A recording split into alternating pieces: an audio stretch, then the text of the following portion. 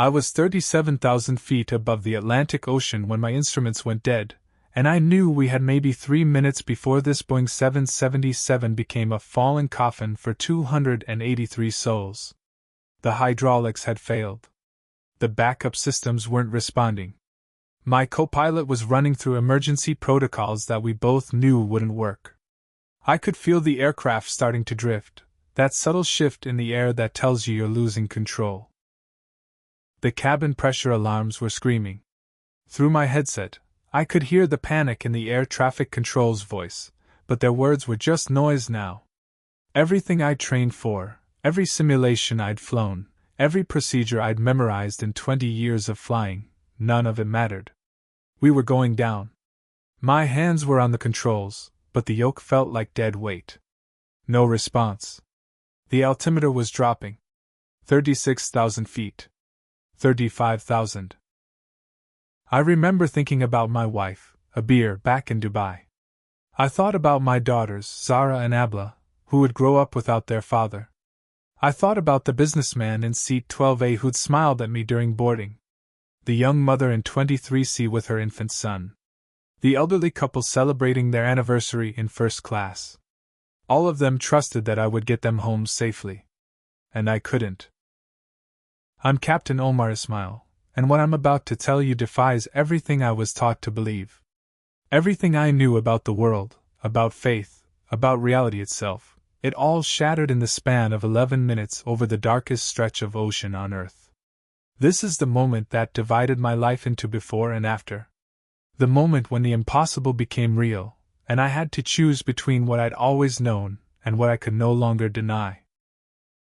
But to understand what happened up there in that cockpit, you need to know who I was before that flight. You need to understand the man I'd spent my entire life becoming, because that man died somewhere over the Atlantic. And someone else, someone I never imagined I could be, took his place. I grew up in Karachi, Pakistan, in a devout Muslim family. My father was an imam at our local mosque, a man of deep conviction and unwavering faith. From the time I could walk, I was taught the 5 pillars of Islam. Prayer wasn't optional in our house. It was the rhythm of our lives. 5 times a day, no matter what, we stopped everything and turned toward Mecca. My father would lead us, his voice steady and certain, reciting verses from the Quran that he'd memorized as a boy. I learned them too. By the time I was 12, I could recite entire surahs from memory. The words felt like they were woven into my DNA. My mother wore the hijab with pride. She taught me that Islam wasn't just a religion but a complete way of life. Every action, every decision, every thought should be filtered through our faith. We fasted during Ramadan, even when the heat in Karachi made your throat feel like sandpaper. We gave to charity, welcomed strangers into our home, and treated our neighbors with respect. These weren't burdens. They were privileges. They were what made us who we were. I remember Friday prayers at the mosque. The building would overflow with men in white prayer caps, shoulder to shoulder on the carpeted floor. The smell of incense and old books. The way sunlight streamed through the high windows, cutting through dust particles that hung in the air. My father's sermons were passionate. He spoke about submission to Allah, about living righteously, about the dangers of straying from the straight path. He warned us about the corrupting influence of the West, about how Christians had distorted the message of the prophets. Jesus, he taught us, was a prophet, nothing more. A good man, yes, but human. Mortal. To claim he was the Son of God was blasphemy of the highest order. I believed every word. How could I not? This was the truth passed down through generations. This was the faith that had sustained over 1 billion people across the world. My father's certainty became my certainty. His convictions became mine. But I also had dreams that seemed to exist outside the boundaries of our small world in Karachi. I was obsessed with airplanes from the time I was 6 years old. There was something about the idea of flight that captivated me. The mechanics of it, yes, but more than that, the freedom. The ability to rise above everything and see the world from a perspective that almost no one else could access. I would lie on our flat rooftop at night, watching planes pass overhead, their blinking lights like moving stars, and I would imagine myself in the cockpit. My father didn't understand it.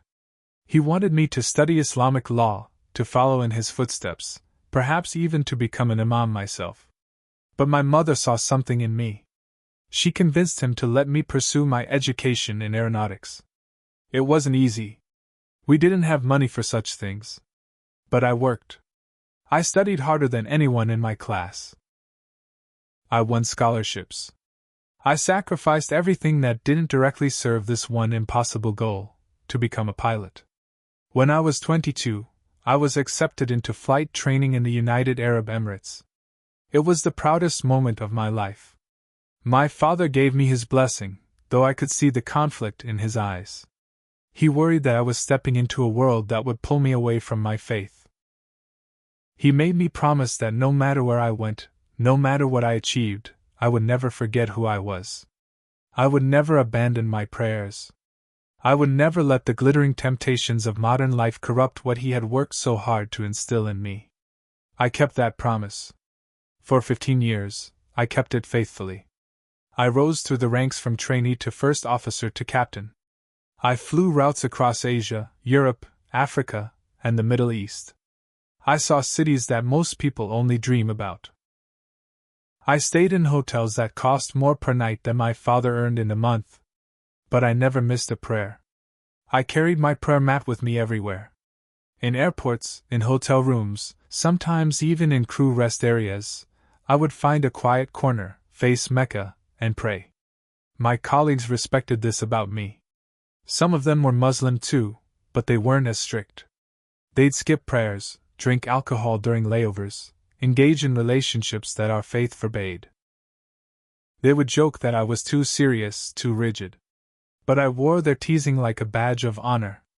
I was proud to be the one who didn't compromise. I was the one who stayed true. I met Abir when I was 29. She was a teacher at an Islamic school in Dubai, the daughter of a prominent family. Our marriage was arranged, but it was also a genuine partnership. She shared my faith, my values, my commitment to living according to the Quran. When our daughters were born, we raised them the same way my parents had raised me. Zara, our oldest, could recite her prayers before she could write her full name. Abla, 2 years younger, would ask me theological questions that sometimes stumped me.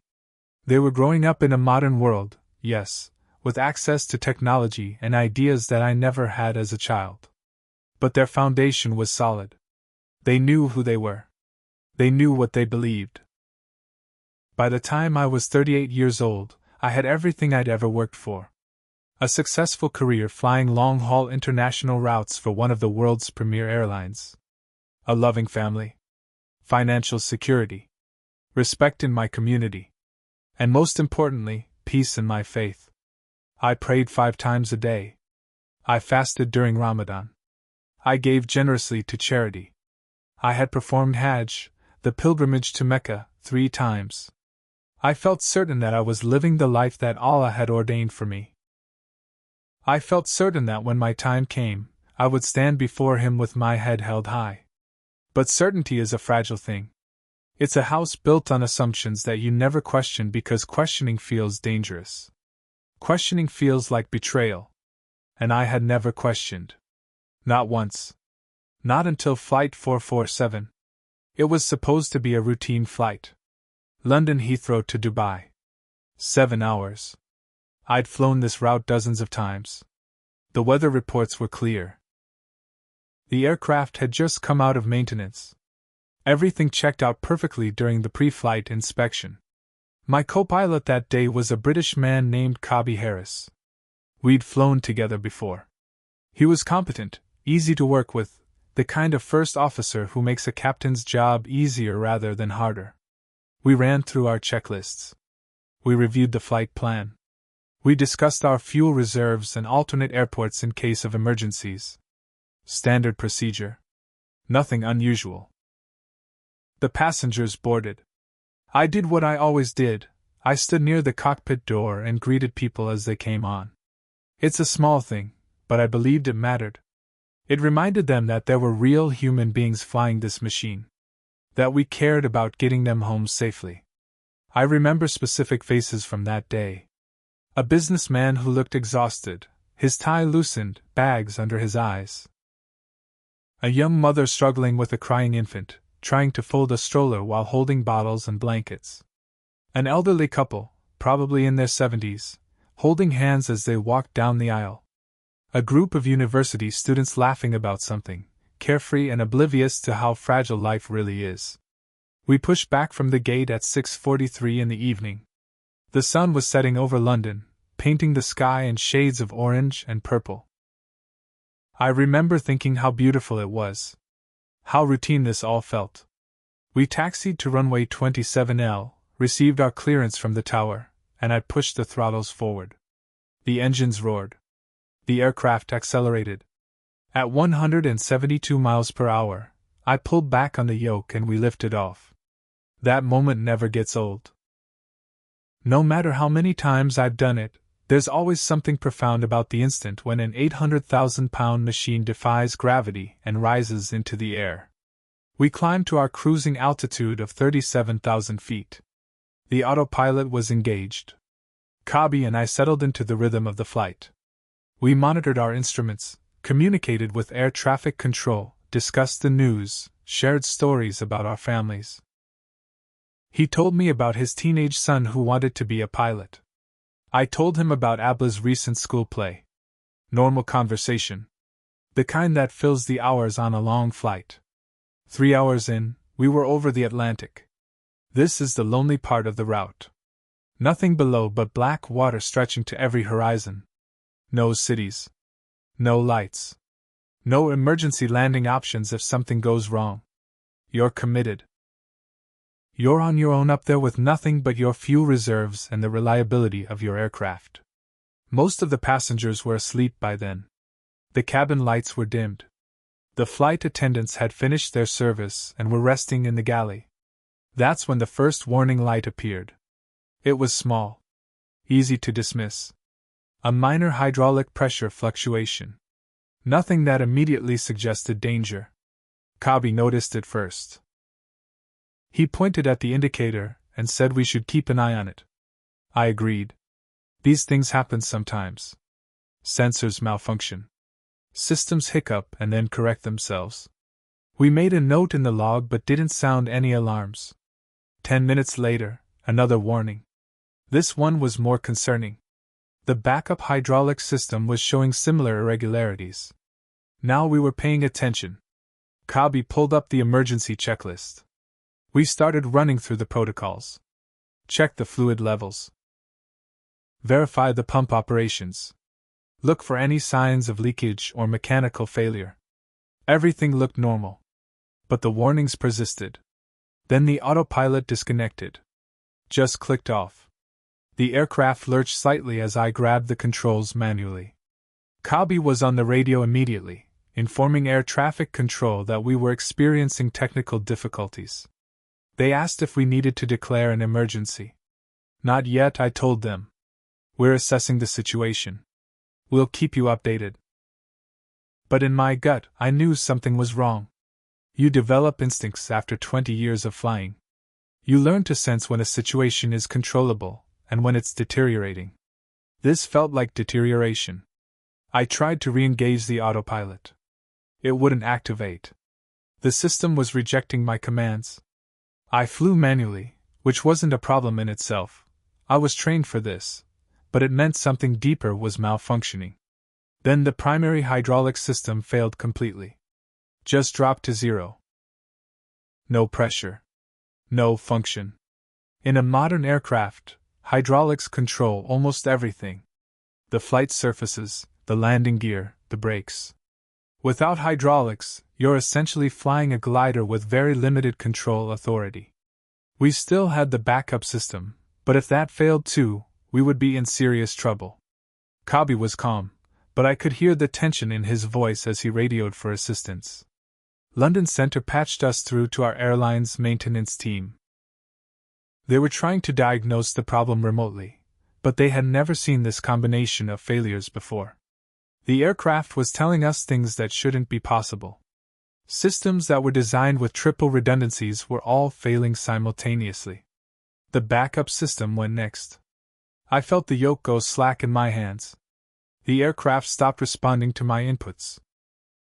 We were at 37,000 feet, traveling at 530 miles per hour, and I had just lost the ability to steer. The nose started to dip. We were beginning an uncommanded descent. I pulled back on the yoke with everything I had, but it was useless. The control surfaces weren't moving. Cobby hit the emergency alert. He told air traffic control that we were declaring a mayday. We had lost flight controls and were descending. They scrambled to clear airspace around us, but there wasn't much they could do beyond that. We were 2 hours from land in any direction. Even if I could somehow glide this aircraft, which I couldn't without control surfaces, we would never make it. The altimeter was unwinding. 36,000 feet. 35,000. 34. The descent rate was increasing. We were picking up speed. If I couldn't find a way to level us out, we would eventually exceed our structural limits. The aircraft would start to come apart. Or we would hit the ocean at a speed that would turn impact into instant vaporization. I tried everything. I adjusted the throttles, thinking maybe I could use engine thrust to create some pitch control. Nothing. I attempted to restart the hydraulic systems. Failed. I went through every emergency procedure I'd ever learned. Nothing worked. The aircraft was falling, and I was powerless to stop it. That's when the cabin pressure alarms started. Another system failing. The passengers would be waking up now, feeling their ears pop, noticing the oxygen masks dropping from the overhead compartments. They would know something was catastrophically wrong. I thought about making an announcement, but what could I say? That we were falling out of the sky and there was nothing I could do about it. That they should pray? Pray. The words stuck in my mind. I had prayed that morning before the flight, like I always did. But in this moment, with death approaching at terminal velocity, the prayers felt hollow. I wanted to believe that Allah was watching, that He would intervene, that my faith would somehow manifest as salvation. But the instruments didn't care about my faith. The laws of physics didn't care. We were falling, and we were going to die. 28,000 feet. The ocean was still invisible below us, but I knew it was there. Cold. Dark. Waiting. I thought about Abir receiving the call. I thought about my daughters asking why their father wasn't coming home.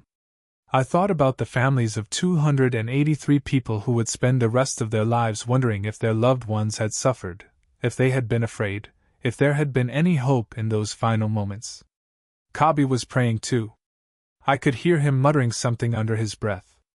He was Christian, I knew that, though we never really discussed religion. It seemed absurd that we were both appealing to different versions of God while physics dragged us toward the same inevitable end. 24,000 feet. The rate of descent was accelerating. The airframe was starting to shudder. We were approaching maximum speed. I could hear things rattling in the cockpit that had never rattled before. This was it. This was how it ended. Not in some dramatic fireball, but in a slow, terrifying slide toward oblivion while I sat helpless in a chair, watching numbers count down to 0. And then something changed. I can't explain what happened next in any way that makes logical sense. My hands were still on the yoke, still pulling back with all my strength even though it was doing nothing. My eyes were locked on the altimeter watching us fall. 20,000 feet. 19,000. And then, in my mind, I heard something. Not a voice exactly. More like a thought that wasn't my own. Clear. Undeniable. 3 words that cut through the chaos and the terror and the screaming alarms. Be still. No.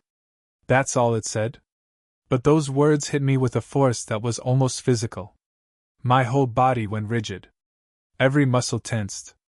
And in that instant, something inside me surrendered. Not gave up. Surrendered. There's a difference. I stopped fighting.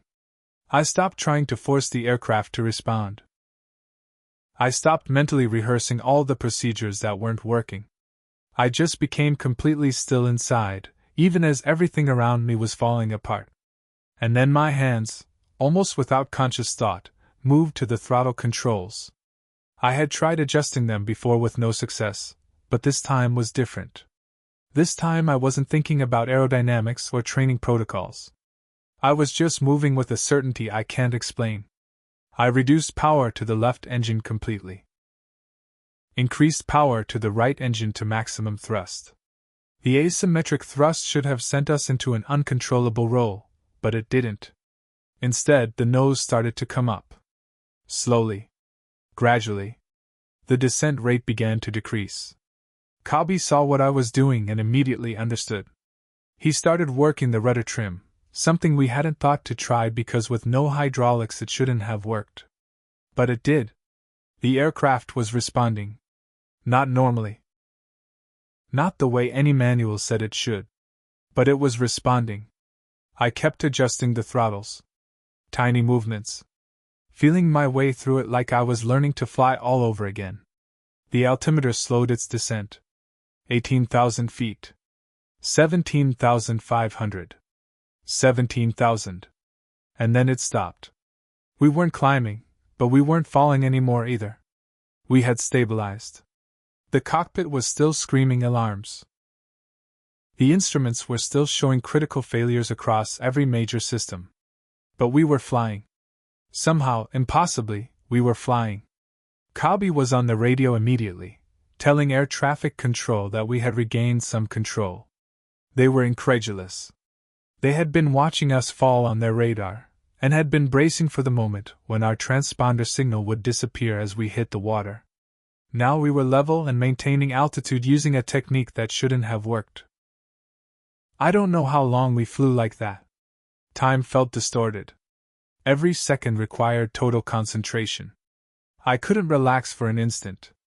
The slightest miscalculation with the throttles would send us back into that death roll. But my hands stayed steady. That strange certainty that had come over me in that moment of surrender never left. It was like I was being guided. Like someone else was flying through me. We made it to an emergency airfield in the Azores. The approach was harrowing. Landing without hydraulics meant no flaps, no slats, no real way to slow down. We came in fast and hot. Kabi deployed the emergency gear using the backup pneumatic system. I kept the engines at that careful asymmetric thrust pattern all the way to the runway. When the wheels touched down, I reversed the thrust configuration. The aircraft slewed sideways for a terrifying moment, then straightened out. We rolled to a stop at the far end of the runway, smoke pouring from the brakes that had locked up on touchdown.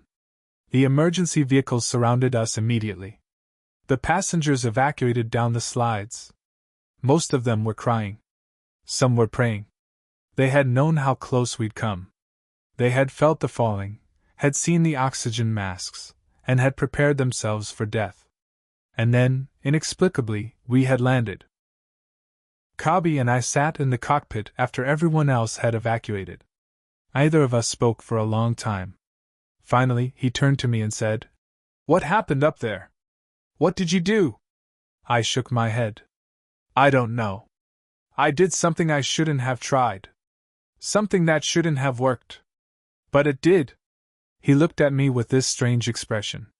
"I was praying," he said quietly. "When we were falling. I was praying to Jesus to save us. To show us a way.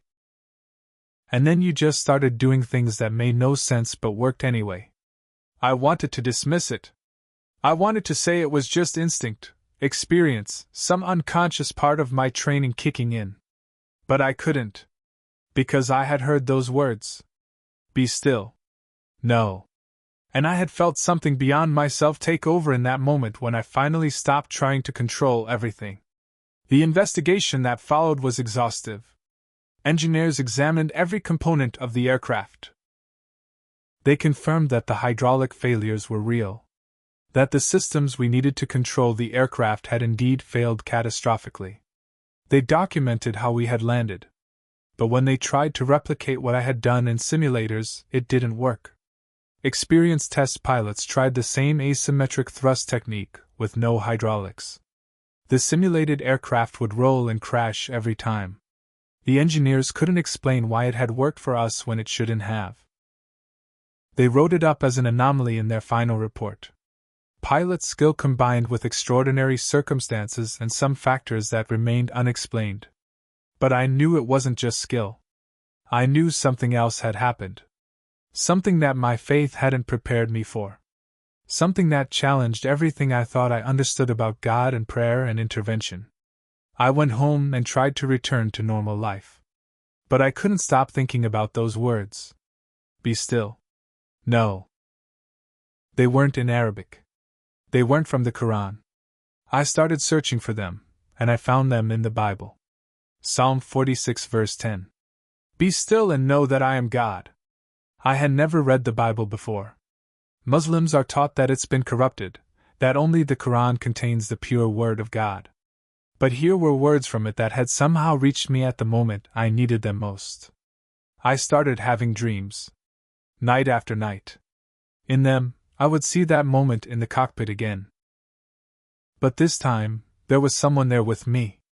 I couldn't see his face clearly. But I could feel his presence. Calm. Authoritative. Loving. And he would speak to me. Not audibly. But I would know what he was saying. He would show me things. Events from his life. Teaching in crowds. Healing the sick. Calming a storm on a lake with just his words. And then his death. The crucifixion. The weight of it. The suffering. But also the purpose. He was taking something on himself that we couldn't carry. And then the resurrection. The empty tomb. The victory over death itself. I would wake up from these dreams shaking.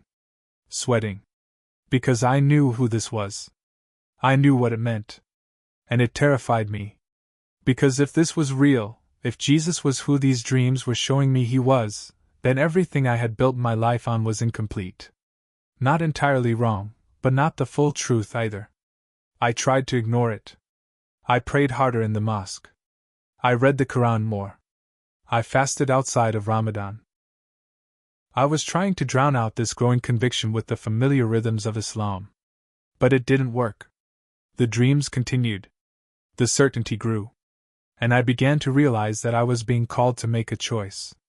I could keep walking the path I'd always walked, pretending I hadn't heard what I'd heard and seen what I'd seen. Or I could follow this new truth wherever it led, even if it cost me everything. For months I wrestled with this. The internal conflict was tearing me apart. I was living a double life. Outwardly, I was still Omar Ismail, faithful Muslim, devout son of the mosque. Inwardly, I was someone else. Someone who had encountered the truth and couldn't unknow it. Someone who was being called to a faith that would cost me everything. It took 4 months before I finally told Abir. We were alone in our bedroom late one night. She had noticed that something was different about me. I was distant. Distracted. Not present in the way I used to be. She asked me directly if I was having an affair. I almost laughed at the absurdity of it. An affair would have been easier to explain. I told her everything. The flight. The words I'd heard. The impossible way we had landed. The dreams. The Bible verses. The unavoidable conclusion that Jesus wasn't just a prophet but something infinitely greater. That he had somehow intervened in that cockpit, had guided my hands, had saved 283 lives including mine. She was devastated. She wept. She accused me of abandoning our family, our faith, our community. She said I had been deceived by Shaitan, that this was a test and I was failing it. She begged me to go talk to her father, to the Imam, to anyone who could help me see reason. She was terrified. And I understood why. In our world, leaving Islam wasn't just a personal choice. It was betrayal. It was apostasy. It came with consequences that could range from social ostracism to actual physical danger. But I couldn't lie to her. I couldn't pretend anymore. I told her that I still loved her, that I still loved our daughters, that nothing about my feelings for them had changed. But I couldn't deny what I had experienced. I couldn't unsee what I had seen. I couldn't unhear what I had heard in that moment when death was certain and something beyond me had reached in and changed everything. She asked me what I was going to do. I told her I didn't know. I was still figuring it out. But I knew I couldn't continue living in this liminal space, caught between two worlds, fully committed to either. The next 6 months were the hardest of my life. Abir told her family. They were furious. Her father came to our house and shouted at me for 2 hours. He called me a traitor. He said I was corrupted by Western influence, that I had dishonored my family and endangered my daughter's spiritual welfare. He demanded that I recant, that I return to the mosque, that I recommit myself to Islam publicly. I tried to explain what had happened, but he wouldn't listen. In his worldview, there was no possibility that Jesus could be anything more than a prophet. To claim otherwise was the highest blasphemy. He told me that if I persisted in this path, I would lose everything. My family, my career, my community. Was I really willing to throw it all away for a delusion? I asked him if he thought I would do this lightly. If he thought I wanted to lose my family. But I couldn't deny the truth just because it was inconvenient or costly. He left that night and told me I was no longer welcome in his home. Word spread through our community. Other Muslim families we had been close with stopped inviting us to gatherings. The fathers wouldn't speak to me at the mosque. Some were angry. Some were sad. Some tried to win me back through persuasion and theological debate.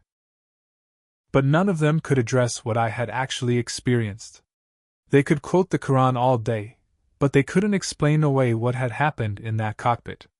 They couldn't explain the words I had heard or the impossible way we had survived. My employer found out through the investigation reports and some unfortunate loose talk. They didn't fire me outright, that would have been illegal, but they made it clear that my career advancement was over. I would fly the routes they assigned, but I would never move up to training captain or management. I was damaged goods. An embarrassment. The hardest part was watching what this did to my daughters. They were old enough to understand that something was wrong, but too young to fully grasp the theological and cultural implications. Zara asked me one day if I still loved them. The question broke my heart. I told her that my love for her and her sister had nothing to do with religion. That I would always be their father no matter what. But I could see the confusion in her eyes. She had been taught that Islam was the foundation of everything. If I was abandoning that foundation, what did it mean for us as a family? Abir and I tried to keep things together for their sake, but the strain was immense. She couldn't understand why I was doing this. In her mind, even if I had experienced something unusual on that flight, it didn't justify abandoning Islam. Couldn't I just interpret it through an Islamic lens? Couldn't I find a way to reconcile it with what we had always believed? But I couldn't. Because the truth I had encountered didn't fit into the framework I'd been given. Jesus hadn't presented himself as one path among many. The words I'd heard, the presence I'd felt, the way I'd been guided through the impossible, it all pointed to something specific. Something that demanded a response. I found a small Christian church that met discreetly in Dubai. They were mostly expatriates, Western and Filipino believers who worshipped quietly to avoid drawing attention from the authorities. The pastor was a kind man from Kenya named Sam. I met with him privately several times before I ever attended a service. He was patient with my questions. He didn't pressure me. He understood the enormity of what I was considering. When I finally attended a service, it felt like coming home. The worship was nothing like what I was used to. They sang songs about Jesus with their eyes closed and their hands raised. They talked about him like he was present in the room, which I now understood he was. They read from the Bible with reverence and joy. They prayed in his name with confidence. After the service, I asked Pastor Sam about baptism. He explained what it meant, a public declaration of faith, a symbolic death to the old life and resurrection to the new. He asked me if I was ready for that. I told him I didn't know if I would ever be ready for what it would cost me. But I knew it was what I needed to do. We scheduled it for a month later. It had to be done secretly, in a private home, with only a few trusted believers present. In many Islamic countries, a public baptism could get you arrested or worse. We had to be careful. The night before my baptism, I told Abir what I was planning to do. She begged me not to go through with it. She said that up until this point, I could still turn back. I could claim I had been confused, that I had worked through it, that I had returned to Islam. But once I was baptized, once I made that public declaration, there would be no going back. The door would close. I held her hands and told her I loved her. I told her that I understood I was asking her to make an impossible choice. That I didn't blame her if she chose to divorce me, if she chose to protect herself and our daughters by distancing from me. I told her that I would always honor her as the mother of my children and would always provide for them to the best of my ability. She cried all night. I didn't sleep. I lay in bed staring at the ceiling, thinking about everything I was about to lose. My family. My identity. My place in the world. But I also thought about the alternative. Living a lie. Denying what I knew to be true. Rejecting the one who had intervened in that cockpit and saved my life along with 283 others. The next evening, I went to the house where the baptism would take place. There were maybe 15 people there. Kabi, my co-pilot from that flight, was one of them. We had stayed in touch over the past year, and he had been instrumental in helping me navigate this transition. He had never pushed his faith on me, but he had been there to answer questions when I had them. Pastor Sam spoke to the group about what baptism meant. He read from the book of Romans. If you declare with your mouth that Jesus is Lord and believe in your heart that God raised him from the dead, you will be saved. He asked me in front of everyone if I believed that Jesus was the Son of God, that he had died for my sins, and that he had risen from the dead. I said yes. It was the simplest and most complicated word I had ever spoken. They had set up a large tub filled with water. Pastor Sam led me into it. The water was cold. He placed one hand on my back and one hand over my chest. He said, Omar, because of your profession of faith, I baptize you in the name of the Father, the Son, and the Holy Spirit. He lowered me backward into the water. For a moment, I was completely submerged. Everything was quiet. Peaceful. And then he pulled me back up. When I came out of the water, something had shifted. I can't explain it in any rational way. It wasn't that my circumstances had changed. I still faced all the same consequences. But I felt clean. Unburdened.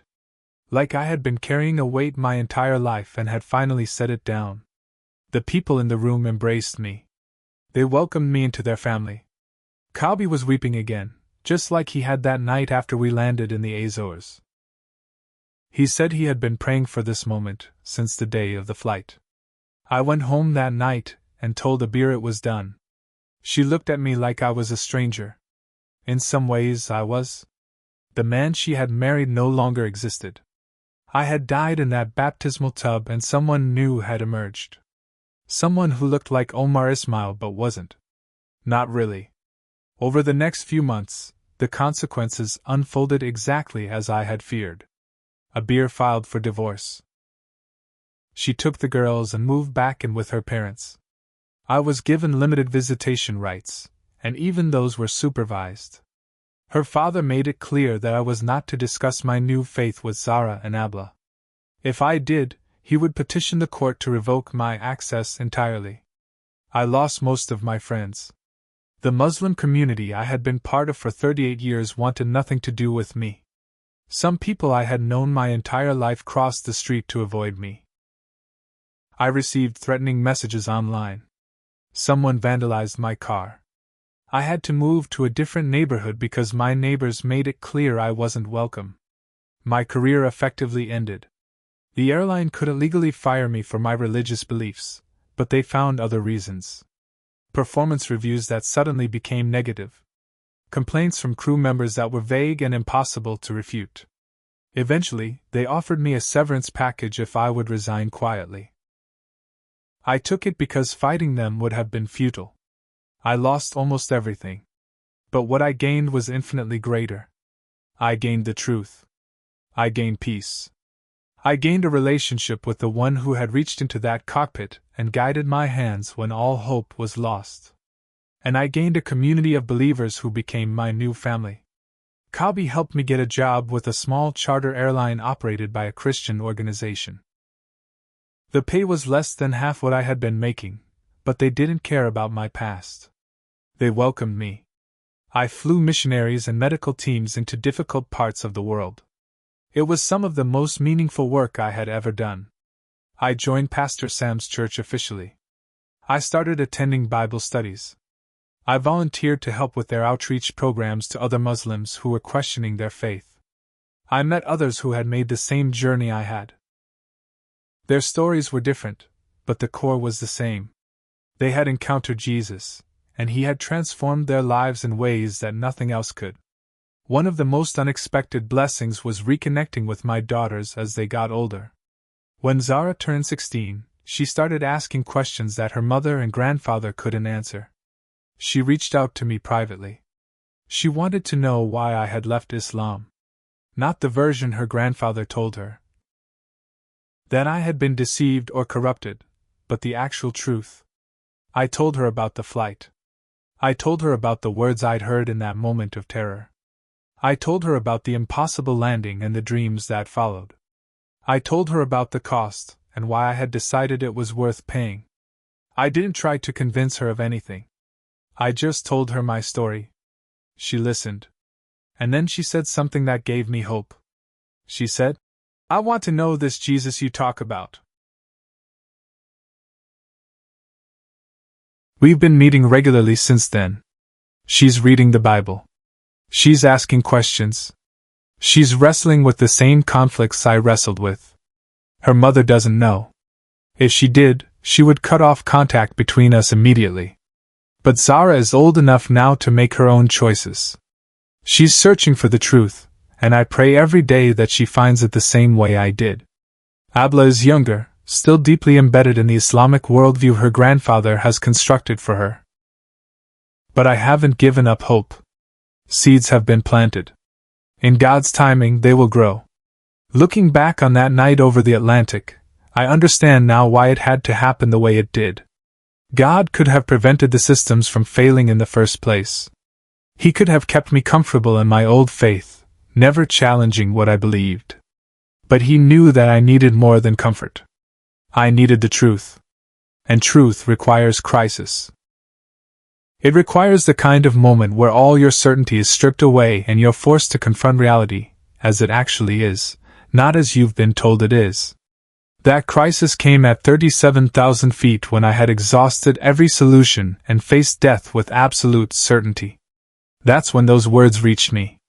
Be still. No. Not before. Not after. Exactly when I needed them most. And in my stillness, in my surrender, I was guided through the impossible. My hands moved with a certainty that wasn't my own. The aircraft responded in ways it shouldn't have. We survived when we should have died. The cost has been enormous. I won't pretend otherwise. I've lost my family, my career, my community, my identity. There are days when the weight of those losses crushes me. Days when I wonder if it was worth it. But then I remember what happened in that cockpit. I remember the words that broke through the chaos. I remember the impossible becoming possible. I remember the peace that came when I finally stopped fighting and surrendered to the truth. And I know it was worth it. Because Jesus isn't just a prophet or a good teacher or a historical figure. He's the Son of God.